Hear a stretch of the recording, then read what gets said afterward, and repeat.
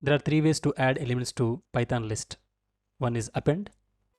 Append takes a single param as an input and it will add that element at the end. See here, that n is added at the end. Even if you pass another list as a param here, that will also added as a single item at the end.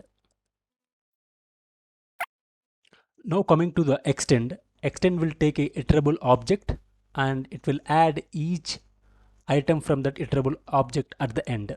Let me show the example. So iterable object as in it takes string, list or tuple.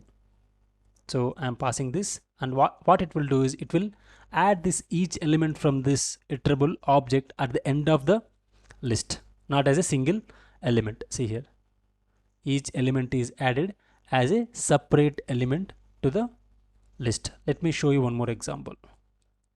So this time I will take a string, maybe hello. Now if you print n,